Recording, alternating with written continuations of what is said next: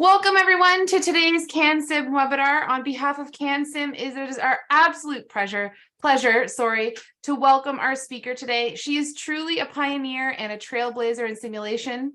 With many firsts under her belt, she was the first graduating class from the McMaster Science in Medical and Healthcare Simulation at Drexel University in 2016. She's a certified healthcare simulation educator, or CHSE, and facilitates online and in-person readiness review courses for this designation. She's currently serving her second term as vice chair of the Society for Simulation in Healthcare Hospital-Based Selection. As well, our speaker was a member of the writing teams for not one, but two healthcare simulation standards of best practice, both pre-briefing and simulation design. Please join us in welcoming Elizabeth Horsley, who will be presenting The More the Merrier, Strategies to Actively Engage Large Groups in Simulation. All right.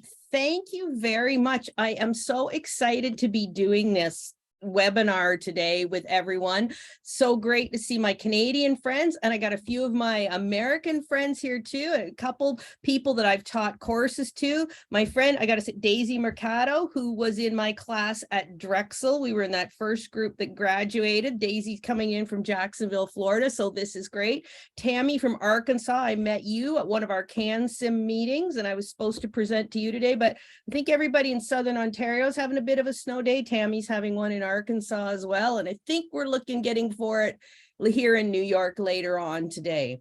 So I will, oops, oh dear, I hit something. There we go. All right. Why are my slides not advancing? There we go. I always like to give a little bit of my background when I present, just so you get the sense that I have, as they say, street cred. So been a nurse, oh my gosh, it's gonna be 30 years this year. When did that happen? Y'all remember when you were younger and you met the nurses in clinical who'd been working 30 years? I cannot believe I'm now one of them. But I started out as an OR, recovery room nurse, went down, if you can believe this, 30 years ago, there was no jobs in Ontario. And when I think of that now, and I was part of that mass exodus of Canadian nurses that went down to Florida, I went down for 18 months, came back to Ontario, settled in the Niagara Peninsula, Vineland, Ontario, had my family, raised my two boys, was your just quintessential hockey mom with my SUV and everything else, and did not think much of it. I was working in an undergraduate nursing program. I think Barb Sinclair, I remember your name. I think you, Barb, I haven't gone through everyone else in here yet, but Barb, I know 2004, 2005, the government, the province of Ontario funded every program of nursing, whether it was a university or a community college, to implement some form of simulation program. At the time, I rolled into that position. I'd been working at this Nursing Learning Resource Center coordinator, and that was when I got my start in simulation all those years ago. And, you know, there's a lot of us now. And one of the things was my late mother had a great expression when somebody was flying by the seat of their pants. And she used to say, guessing by golly. And that's what we were doing in the early days of simulation. A lot of guessing by golly. We did not know. Do you remember, and I'm sure Barb or anyone else back in those days, if you could program a handler for your Laerdal sim man, that was like just the height of all knowledge in simulation. You were just an absolute guru. If you could do a trend on those saturations. So it excites me to know and to see where our field has gone. We have a pedagogy, we have evidence-based best practices, and it just excites me to no end. I've been so fortunate in all the educational opportunities I've had as well. 2017, you heard me mention New York here a couple times. I got recruited down here. We got a new chief of medicine in the Brooklyn Hospital, and he wanted somebody to come and get some simulation going. This was basically an abandoned junk room when I came in. I came down here with the full intentions of only staying for a year. My oldest son was at university. My youngest son was doing the grade 11 year abroad. So, you know, how bad could a year in New York City be? Well, she can tell I'm still here 6 years later. Got caught in COVID here for 11 months. I did not get home.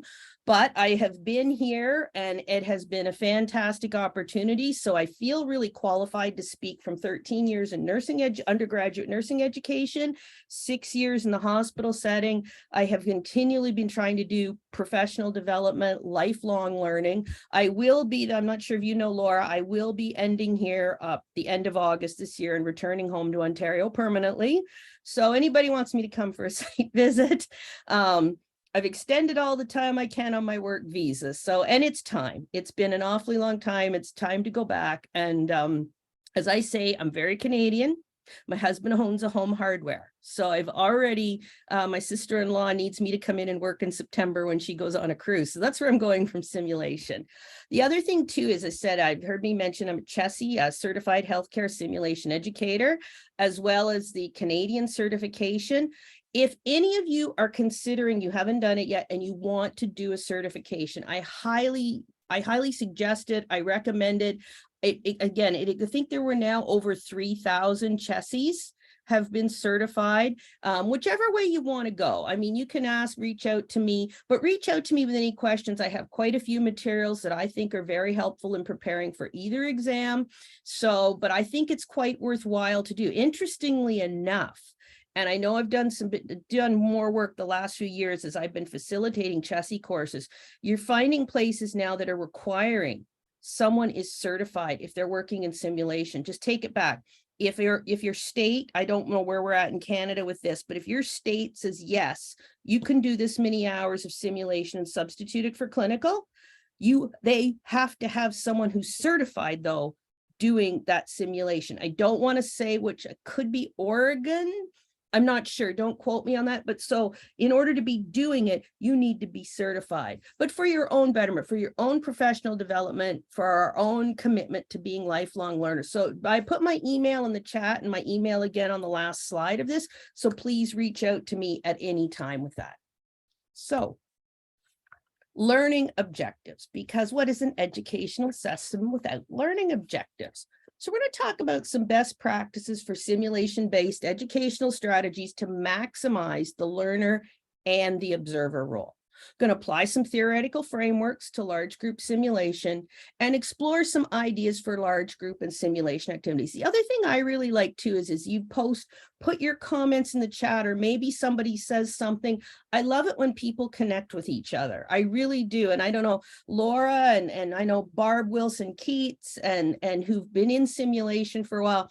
It is the most collaborative and sharing group of people you will ever find. As I say, if I go on the SimConnects, which is the Society for Simulation in Healthcare message board, if I go on there in the morning and say, I need to do malignant hyperthermia simulation in the OR this afternoon, by noon, I'll have 4 people will have sent me their curriculums. So I love that. This is how I connected with Tammy from Arkansas at our last CanSim meeting. So hopefully you can connect to, that's sort of one of my informal objectives, if you will.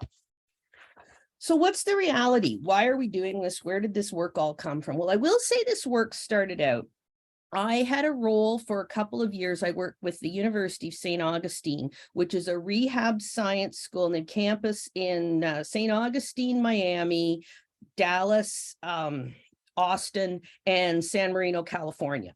So they have these 5 campuses. It's all rehab science. They do a ton of simulation. And I was there getting everybody up and going, doing their professional development, introducing people to simulation. But one of their things is their classes were huge. So we got thinking about, how do you do this when you have 25, 30 people? You still want to do some simulation. How do you do this with these groups? So that was where I sort of started getting interested in that work. And then now it's become more relevant with ever in light of recent situations, larger class sizes. I still follow, the local newspapers from home. And so when I see that a nursing program is now taking 100 more students than they had last year, we need more people, we need more healthcare professionals, whatever it is, but you have larger sizes or less faculty or less clinical instructors. It's not the days where you just had 4 or 5 students that you could merrily take along with you. So that's the reality. Again, lack of clinical placements. I mean, that's been since the earliest days of simulation. And just to give it, sometimes you think, well, this is only a problem in Sudbury, or this is only a problem in Vancouver or in Antigonish. This is a universal problem. It doesn't matter whether you're in New York City or Denver or Los Angeles or Lethbridge, Alberta. Lack of clinical placements. What are the realities? People are in hospital shorter times. People who are in hospital are sicker than ever. So you've got all of those factors. So trying to get students to be able to have those experiences. Available facilitators trained in best practices, and that's the key to simulation, right? I know if you're familiar, 2014, 2015 was that pivotal study from the National Council State Boards of Nursing here in the US that found you could safely replace up to 50% clinical with simulation. But here's the key, it's got to be high quality simulation by trained facilitators. It's not just a matter of somebody who knows how to program that handler or trend that desaturation trend. People who are trained in best practices. So finding those people, getting people in and getting them to do it. It's not just a matter of sitting, getting your whiteboard, drawing a line and saying, what'd you do well? What didn't you do well? That's not it. High quality simulation of people who are trained to facilitate. And the demand on your simulation resources, your larger classes, you want to bring more students through, you want to do it. So as I always say, you want to maximize your time in simulation. You want to maximize what you have and think about different ways of using it. So that's kind of where we're coming from. That's the reality of where we're at. Now, this is kind of interesting from just quickly. I could have gone two ways. I could have done an entire presentation now, just going through almost a I'm at that stage of life where I'm losing words a lot. So if you'll excuse me, a review. When you review all the literature and find the findings, I've totally lost the word right now. But anyway, I could have done an entire presentation of just a review of the literature, but I'll talk about a little bit and then we'll talk about more practical applications. By and large, though, the people who've done the studies, who've done the research, the observer role is just as effective as being the active participant. There's various studies, various projects. I've got papers here. I can send you some. One that I really liked was, it was a study, and albeit it was an anesthesia students. So they took the anesthesia students and you either did 3 scenarios in a row where you were on the hot seat, or you observed 2 and then you were on the hot seat for 1 of them. There was no difference. There was no difference in what they'd learned, how they performed afterwards. So kind of interesting. But the key to it all is, though, and we're going to talk about, you're going to hear me say that a lot, this observer role needs to be structured. But I really like some of these quotes I thought. A dangerous presumption for educators and learners alike is that concrete experience requires hands-on participation. So we're all here, it's experiential learning.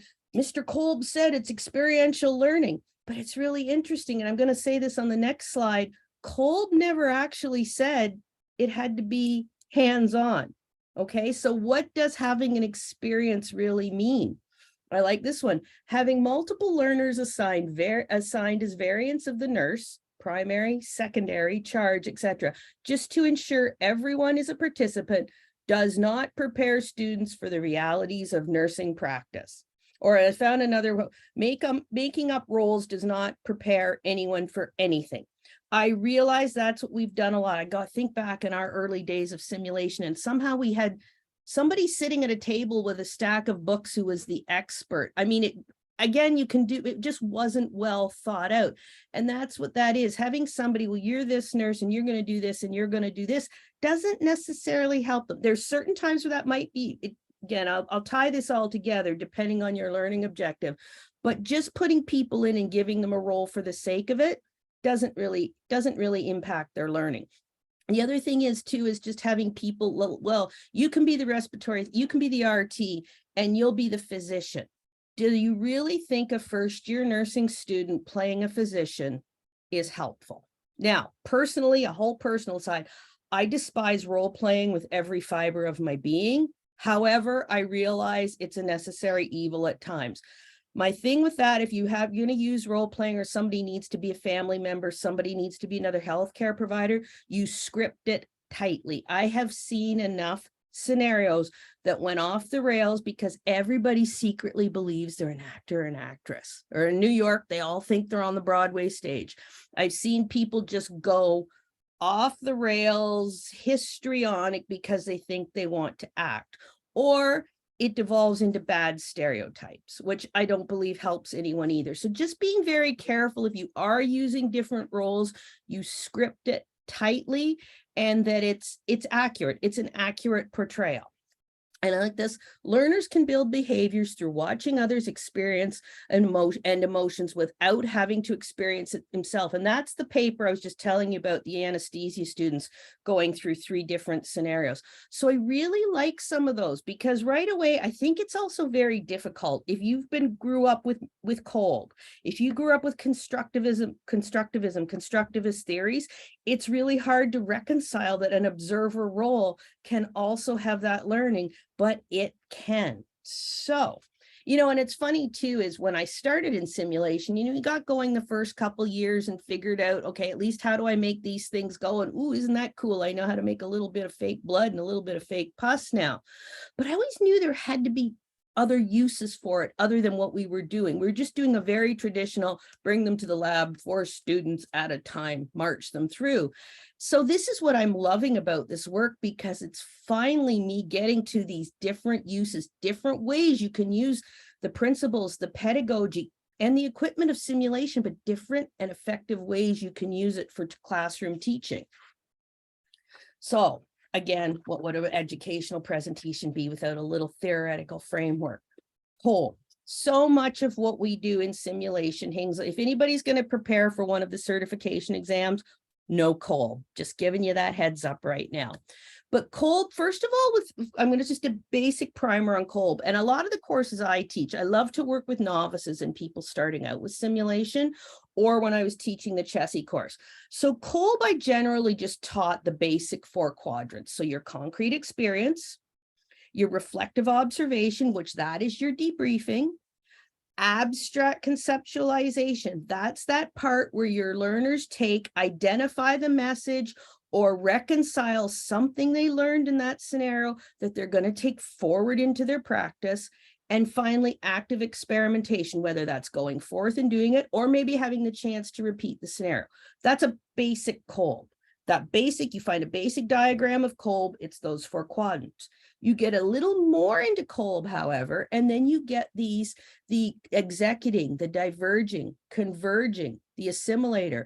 And then you also have what's called the grasping and the transforming experiences. So how learners grasp something, they just see it, observe it for the first time. They might not have a lot of background. They just grasp that. Then through observing someone having that experience, then through participating in that debriefing, it transforms into that knowledge they'll take forward. It's a very simple explanation, but if you are interested in this, Brandon Kyle Johnson, he is at Texas Tech University, and oh, it's a little blurry here. Okay, he's got a lovely paper, Observational Experiential Learning, Theoretical Support for Observer Roles in Healthcare Simulation. I can send that to you, and he explains it really well, but he also says, Kolb never explicitly stated that concrete experiences in experiential learning theory cannot be observational in nature. So when I first read that, I've got to say, I was like, that was life altering, because you just get in your head experiential. I don't know. I like to make a lot of hand gestures. Experiential learning meant actually doing it, but it doesn't necessarily. So this is interesting. And also, like this quote, the essence of learning is in the way that it is processed. Okay. So again, you could have somebody do 10 IV starts. Does it mean they really process it? They got maybe a little bit of muscle memory, but did they really process and learn what they were doing? So that's really interesting. Next one is Bandura and the social learning theory. And again, another paper that describes this really well, applying social learning theory to the observer role in simulation, Melody Bethard. So this is another nice paper that explains that. I'm not pawning all of this off on papers. It's just sometimes I feel like people can explain things far more elegantly than I can. So, but with Bandura's social learning theory, in a nutshell, there's these 4 components: attention, retention, reproduction, motivation. So looking at how does that observer role, and Bandura also has something he calls vicarious learning. So you can learn vicariously. You can learn from observing. So how do these components of his social learning theory get operationalized within the observer role in simulation? So the attention, and I'm going to talk quite a bit more about the pre-brief in a minute. So that's giving them that instruction, setting the scene, giving them the concept. Do they understand the concepts? Do they have a concept of the learning objectives that are happening and the instructions that you will be giving them, whether it's to the people who are going to be the practitioners in the scenario or those who are going to be observing? Retention comes through in the debriefing, and two different styles of debriefing. You may do the traditional post-simulation debriefing, or we can talk about different variances. I'm just calling it for right now, intra-simulation debriefing. You'll see that in a minute when I talk about some different ways of using the large group. Reproduction, that's that opportunity to practice, and motivation. So letting your students know what is expected, role expectations in whatever role they're taking. Now, I can't remember what I was on. It wasn't at IMSH. I did something. I can't remember something I was at last week. And somebody said they don't like to say it and they don't like to do it, but with students, okay? They said sometimes you need to just make some kind of grade, what's the word I'm looking for? There needs to be something so that they hand it in. You do the pre-brief, you get a participation mark. It doesn't necessarily have to be graded, but something. They just found anecdotally from their program, if there was something assigned, a consequence, I hate using that word, to the students preparing ahead of time, it seemed to have a better result. Again, a participation mark, 2 stars, you know, a Timbit, whatever it is that you give them to show they did it. So that was just a thought. I wish I should have written that down. I can't remember what I was on. But I heard that, so I thought that was kind of an interesting one. Now, the observer role. So observers with the appropriate tools can benefit vicariously from the experience of hands-on learners. And that's another paper, this paper, Observer Roles that Optimize Learning in Healthcare Simulation Education. Systematic review, that's what I was looking for, systematic review. This is by Stephanie O'Regan, and this is from Australia. This paper, to be really honest, I think it's quoted in every other paper that I use. So this is another pretty, I would say, seminal work in terms of the observer role. So some of the things they say there, the clarity of role. So it's not just saying, well, you two are going to be the nurses in the scenario, and you're going to be the family member, and you're going to be the charge nurse, and you 7 just watch. It's got to be structured. They have specific and clear objectives. They have what they're looking for. There's going to be the expectation. So that's that Bandura's motivation. You will be participating in the debriefing. Do you want to give them a checklist? Do you have something to do? One of my things is you take, let's say you have 4 learning objectives for your scenario. You divide your observers into groups. You 4 are going to watch this objective. You 4 are looking for this objective. You 4 are looking for this objective. So do you have that there? Now, where did I hear this? I read this actually, one of the papers. I can't remember. Though somebody did say there's a lot of examples of checklists for your observers out there, but somebody said, can that become a hindrance at times too, where the students just kind of can hide behind the checklist and go, yeah, no, maybe, didn't complete. So you might want to see how that's going to work with your predictor group. But what it is your observers have to have something that they are concretely responsible for. Giving each of the observers a specific role and responsibility ensured that they remained highly attentive and actively engaged throughout the entire simulation. It's funny, this just popped in my head right now was when I started in this in 2005, there weren't the phones and all of that. So I'm sure that maybe become a bit distractor. So however you handle that, but they need to have what they're watching for. So give them that role. I need you to watch for this object. Here's the assessment tool we want them to use with this patient. These students are going to watch and see how they completed that assessment. Okay. And there was another one too that I read where as they're watching, and if they suddenly notice their classmate catches something in the assessment and then makes a judgment, and then, something happens that helps the patient, they found that the emotions of the observers, like, okay, good, you did it, awesome. So really getting them in there so that they feel they're engaged when they're looking at it. So a couple things, I'm just going to veer off for a second on a couple of basic things around simulation, just any simulation at all. And actually, I wanted to say this from the beginning too. What I'm talking about too, best practices, evidence-based, I know I'm making a lot of reference to in-class mannequin-based simulation, but this is applicable across the board, whether this is a virtual activity or whatever you're doing, a standardized patient. I try to keep very general and talking about best practices across the board. But this is one of my things over the years as I've been doing a lot more work in simulation. And one of the things that's really hit home to me is the needs assessment. And when I look back on simulation activities that I was a part of, or that, we did, that didn't go very well, as I sit back now and reflect on it, it was because we did not do an appropriate needs assessment. If you find you have your learners and you're in a debriefing session and nobody wants to speak, nobody's talking, that just nothing happening. And I went to a workshop one time, and this question got answered for me. What do you do when they don't speak? And normally it's, well, how do you draw people out and strategies for this? Or maybe it's just students. And the facilitator said, maybe the scenario wasn't right for them. And I thought, that's brilliant. Absolutely brilliant. You don't suddenly, your students are just learning what a pancreas is and what insulin is and how to count carbohydrates, and you stick them in diabetic ketoacidosis. It's probably not going to go very well. Trust me from personal experience. So it's that needs assessment. So actually this slide, these are questions. I have a clipboard here in my workspace, and anyone comes to me and wants to do something, we go through all these questions. What are the gaps in practice that need to be assessed? Or and also, again, if you're ever doing one of the exams, you look at Kern's curriculum development model, you have your general needs assessment. What's happening in our community right now? Well, COVID, there's a big one. RSV, what's happening? What are the big things? But then you're targeted. So what are the gaps? What are the needs of our fourth year students before they go to pre-grad? What are the needs of our second year students before they go to care of the young family?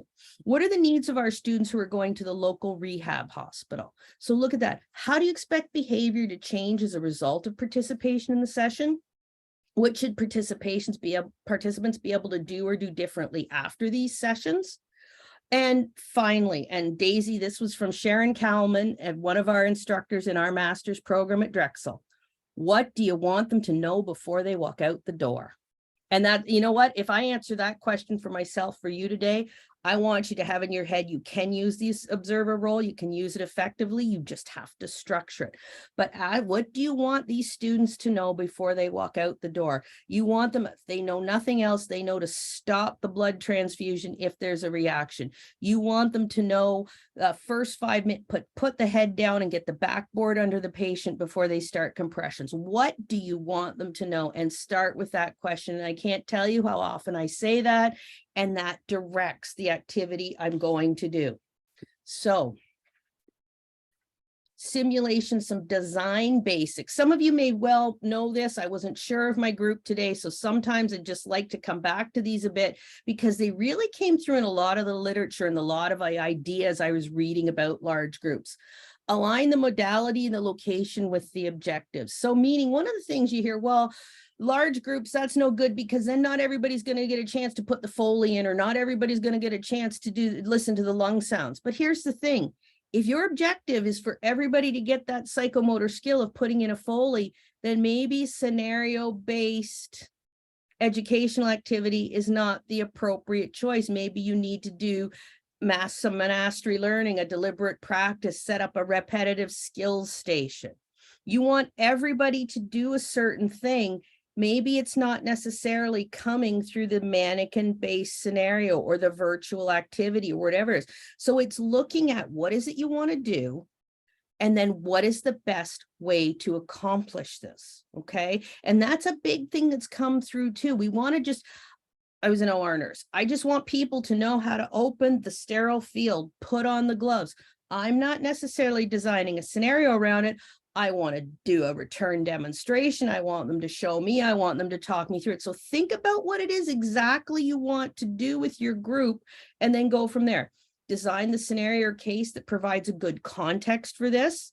And also I would say to something, and this is one thing that's representative of your community, or actually a patient that would come through the door of the Lethbridge Hospital, the Sudbury Hospital, the Vancouver Hospital. So you get representative. You could, again, this is a time too when you can take in all your DEI concepts, everything else, but what's reflective, what's happening in your community. Various types of fidelity. Fidelity can come in three forms, your physical or your environmental. So I think a lot of you are from schools of nursing. So I'm assuming you do have some kind of bed walls, or you maybe have a home care setting, whatever it is. Your psychological fidelity. So that's where this scenario, your learners really believe they're caring for this patient. They're really going to engage with the moment. And finally, this is next to needs assessment. This is my other one, conceptual fidelity. Does it make sense? Does it make sense that somebody would be in the hospital 3 days post-op after a carpal tunnel release? Okay, I realize somebody could have had a reaction to the local anesthetic. Don't get me wrong. But as a general rule, anybody who had a gallbladder out this morning is probably home before I finish this webinar today.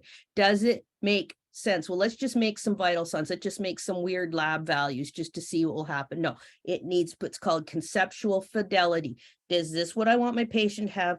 Have I looked at it? Does it make sense? And that can come into that role playing too. Is this an accurate representation of how somebody might react in this situation? Are these the healthcare professionals that would be here for this? So really just thinking about it, is it real? Does it make sense? Learner-centered facilitative approach, we'll cover a little bit more of that. A plan for evaluation. There's some great tools I can suggest. The one that's most commonly referred to is called the SETM, Simulation Effectiveness Tool dash Modified by Kim Layton and her team. Again, I can send you the link to that if you want to look at something.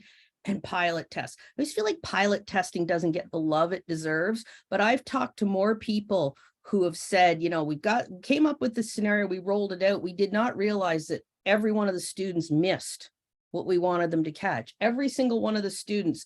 So maybe you think you know how it's going to go, but you never know what might happen. So I realize it doesn't always happen, but if you get a chance to just pilot test something, again, whether it's a virtual experience, whether it's a mannequin based, whether it's a table talk activity, walk through it first so you can see where the bugs might be in it. Just a little pro tip there, and from what I've heard from a lot of places. Now, the other thing is I went through the literature. In a nutshell, if you're familiar with the healthcare simulation standards of best practice that were put out by ANACSL, the latest iteration came in 2021. In this iteration, there was a new standard completely dedicated to pre-briefing, and I was on the team for that. Interestingly enough, though, a lot of these literature I got on this observer role, there was quite a bit of it from around, I'm going to say the 2015, 2016, 2017 period. So before this standard, but I could not believe the amount of time that a lot of what they were talking about, the effectiveness of your large group simulation, came down to that pre-brief. So those instructions, that information you gave ahead of time, a lot of information on this slide.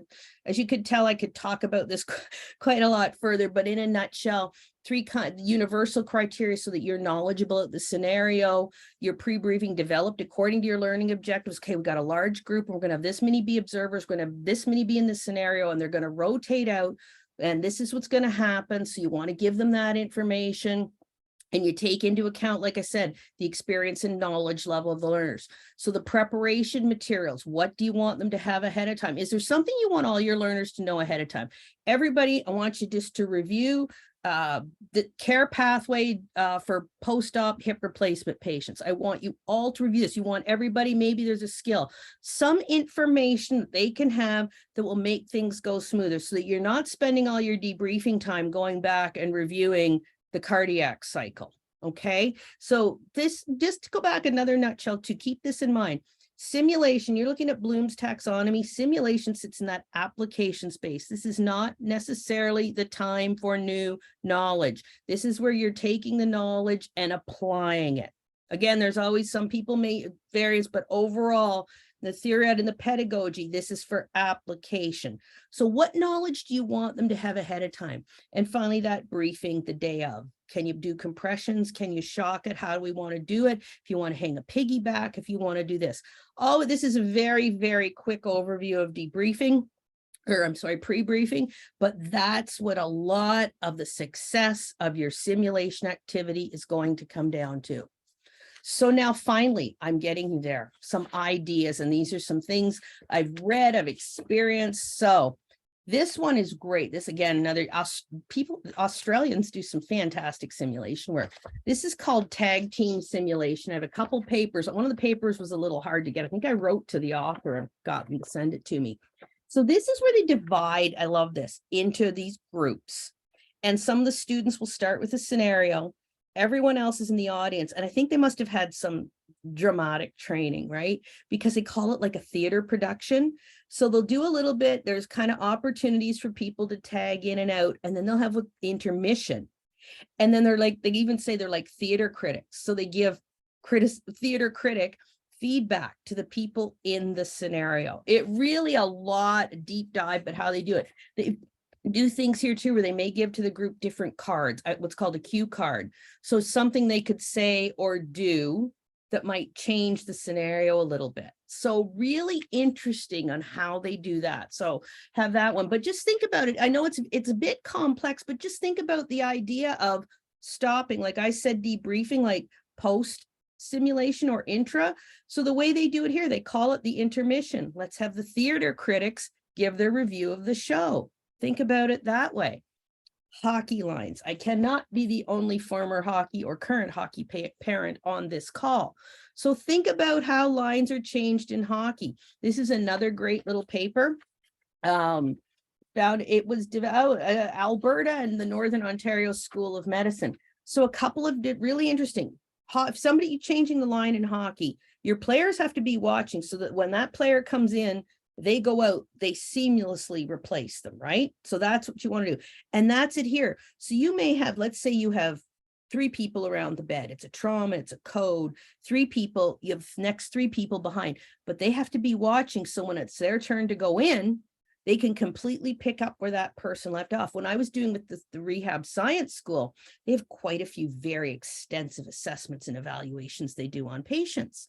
So one of the things we did is, okay, let's say you have one student starts the assessment and they do the first 3 questions, next student, but you have to continually just pick up and draw on what that person did and just keep going. So the hockey line, so you may replace a whole line, you may replace one person at a time, however it goes, but it's getting more people involved. Same with a sort of a 2-minute drill. I love this one. It was a game where, I can't remember which paper I read it in, but you might have your, it was you code blue, but you could do anything. You go to a stop point in your scenario, and then you have everybody in the group vote on what should happen next. What should we do next? Should we do this A, B, or C? Have a debate, have a discussion, think about it. So I thought that was a great way of getting people involved. This one is multiple simulation stations and patients. This was an activity I actually did. I'm trying to think when I did it, maybe 2013, 2014, back when I was in nursing education. And what we did for a day was if I recall, I had all the clinical groups come in, maybe 4 or 5 of them anyways. And I set up a different bed. I had an entire scenario, everything at that bed. We had small groups and I had a facilitator at each one. Then one student who was the charge nurse, that student gave each group the report. They went to those patients. They, walked through the scenario with the help of that facilitator. The charge nurse was available, walked around, see everyone was doing, what do you need at the end? And then they came back together for a large debriefing. Went well. If it's my first time doing it, I would like to have fleshed that out a little bit more. And if anybody, I thought it was really interesting. Now, granted, it took a lot of logistics. It took a lot of getting everyone there. And I realized that can be difficult. Can you get everyone there? But it worked well. And there was another paper I read to a couple of large group or classroom ideas where people would get all their groups together, go to different areas. So you could think about how you could do that, strategize that where you are. Or scaffolding, progressively more. So let's say your first group goes in, start with a very basic iteration of the scenario. Then it gets a little more difficult, a little more difficult, a little more difficult. And finally, this small group discussion. So if you have all of, let's see, remember I went back and I said, you divide your observers up. They're each responsible for a learning objective. One person from that group then maybe as the spokesperson in debriefing. Just some thoughts I've come up with. There's so many more. If any of you have some, please put them in the chat. Now, this one is a great one. Now, this is called Two Heads Are Better Than One. I have to tell you this, Jeannie Carey, she was at Baylor, and I saw her present on this, and then I read about it. And funny enough is this was 2020, so right, the year of the pandemic, and the Anaxo conference was online. And I was one of the session moderators, and I happened to be the moderator for this one. I got so excited and went so fangirl over Jeanine Carey because I'd read this, but this is fantastic. Now, again, it doesn't use a lot of students, but I think there might be, you could incorporate elements of this. So two heads are better than one. Two students are the practitioner, but they act as one. So it's not like I think they called themselves like Baylor the nurse or Nurse Baylor or whatever it was, but they're together so they can kind of brainstorm a little bit with each other. But you could also have your group help them brainstorm, but they act as one. So again, it's not really a large group one, but I just love this idea so much. So this is from ResearchGate. This is the poster of it, but it's a fantastic, I think Jeanine wrote something on it too. I may have in my files because I asked her about it, but I really like that. And this is my absolute favorite idea. If I were back in nursing education, I would nag everyone to death until they did it. But this is from Donna McDermott. She was actually the leader of our writing team for the pre-briefing standard. And this is something she came up with called Know, Do, Teach. So the students come to the classroom, come for simulation, large group of them, they get together and they walk through this process of what do we want to know about this? Get a whiteboard. What do we want to know about this patient? What do I want to do to or for this patient? What do I want to teach this patient?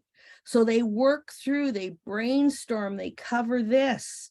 Then a couple of students can go in and perform the scenario. Now that leads me to another thought, and this is where I think your large groups with nursing education, we need to get out of this box of thinking that simulation is just, we're going to bring 4 students to the group at a time. They're going to go through, they're going to have a 15-minute scenario. We're going to debrief for 20 minutes and then out they go and the next group comes in.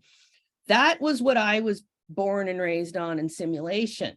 Funny enough, I was down at the IMSH conference on Monday and I ran into a couple other nurse educators, one from California, one from Texas. Same thing. People are so married to that model. I want you to get your heads out of that if that's what you're doing. Or simulation is this thing, we might do it midterm and we'll do it at the end of the semester if we have time. No, think about how you can use it, but along the lines of this Know, Do, Teach, bring your students all together as a group, do a care plan, do a concept map, walk through it, use the pre-briefing period to really cover some material, think about the scenario, what would you do, have some discussion.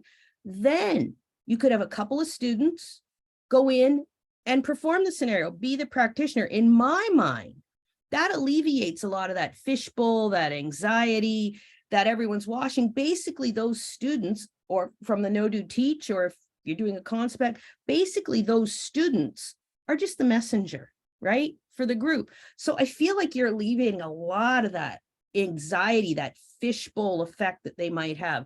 This is another fantastic paper. Actually, in it, Donna talks a lot about the history of pre-briefing, where it's come from, a little bit of theory of it, and then she gets to this Know, Do, Teach. Also really interesting with the Know, Do, Teach is she says with their first year students, get the whiteboard, the whole class does it.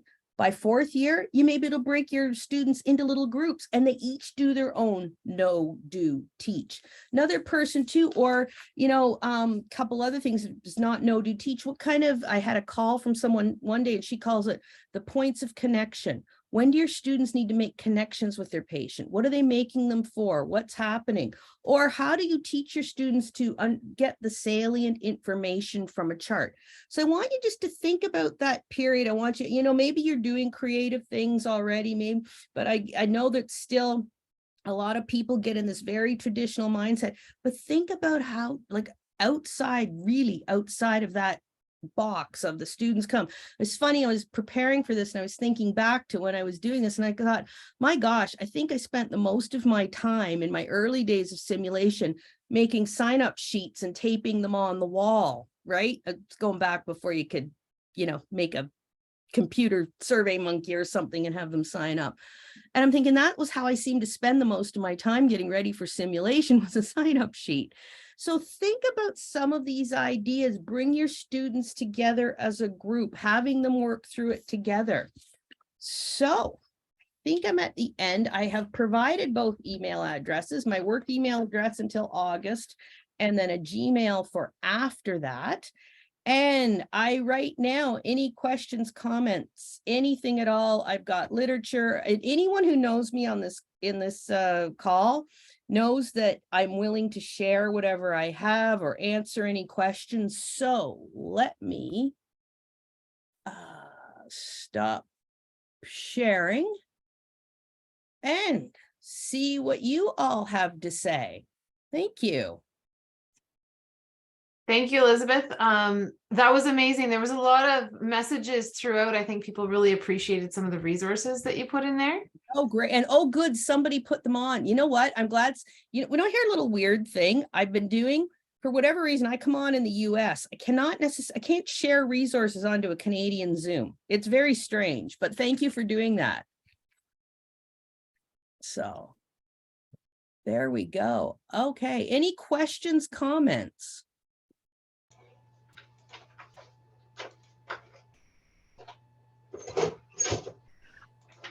I mean, at the bottom of the chat, there's a question that came before you asked for questions. It says, so what have we learned from the pandemic about simulation delivery? So, I mean, it's shifted a lot, the use of it, the value of it. Obviously the virtual piece, obviously, you know, the distance piece. You know what, I got just full transparency, and maybe it's because I'm old or whatever. I'm still just very much of maybe a traditionalist in a way, in that I think all these extra resources are great, but at some point you eventually have to open the catheter tray and put the gloves on, right? I hate it. I know, I go against everybody.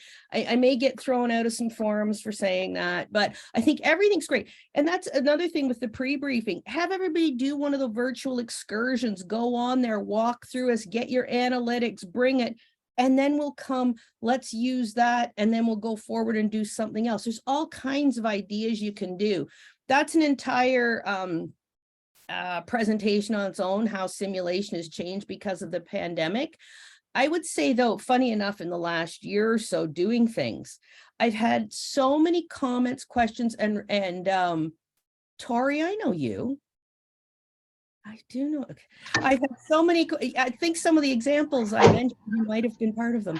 I was going to pop in. I said I'm kind of fangirling right now because I'm pretty sure I'm sitting in your old office. I'm just looked at the bulletin board and went, "That's my old office." Yeah.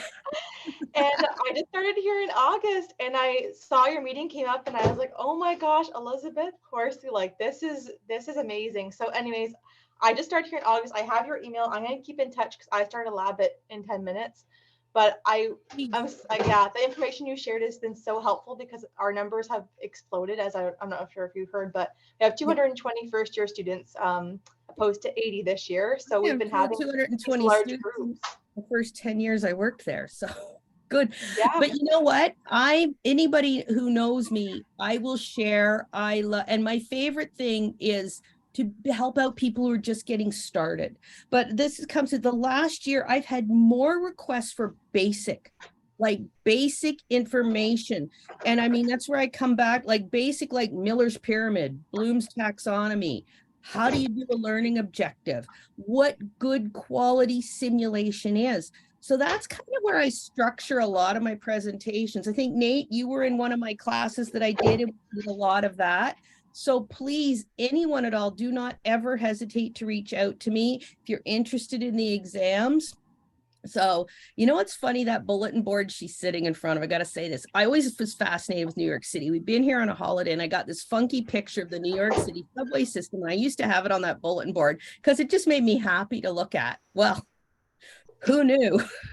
That's so funny. I have it. It's got a bunch of, like, I've got pictures of my clinical groups and I got like fun stuff on it now. But that's wild. Well, no, keep in touch. But anyone else, any other comments, questions about it? I know I went over a lot. I think that I just really have always loved the idea of using simulation for different ways. And if I said before you walk out the door, how you can use it, anything that needs assessment. What do your learners need? Simulation's fantastic, don't get me wrong, but is it always the best? We went through this phase where it was always didactic is bad, lectures are bad. Well, so I've always said though, but if your students need to know how to learn to analyze blood gases, maybe a whiteboard and some colorful markers is your best alternative, right? You need to think about what you're doing. Think about what you want to do, what your objective, what you want to happen to your learners, what do you want to do? And then what is the best way to do that? I always said, Daisy, one of our first courses in our master's program, when we talked about simulation and design, I always kind of kiddingly called it when not to use simulation. It's not always the best strategy. When is it the best strategy? Anyone else? That's very helpful. Yeah, anyone email me. I will send you my resources. Any other comments, questions? I see a lot of people in the chat saying fantastic. It was amazing. Oh, thank you. I don't know about everybody else, but I feel like there's so much value in that presentation. People might need to process for a minute. Oh, yeah. And you know what? I've also got another one. I've done a quick presentation called PDF, pre-briefing, debriefing, feedback. It's amazing how much you learn, right? And just where this pre-briefing period has come in. And I couldn't believe as I was reading this earlier literature, how often they said it all comes, you got to do, they didn't maybe use the words pre-briefing, but that's what they were describing. And as opposed to just, here you go, you're going into the scenario, there's your patient. Okay. And it's a whole presentation on its own. There we go. Thank you so much. Oh, you're welcome. See you. Yes. Oh, you know what? I just love doing these. So I hope this was helpful. I'm always helpful if everybody can just take one little nugget with it from them. So that would be great. You're also always so engaging. I love going to your talks. Oh, thank you. You know what? Somebody said I talk with my hands so much. So I'm actually taking sign language classes. So I may just start teacher, learner.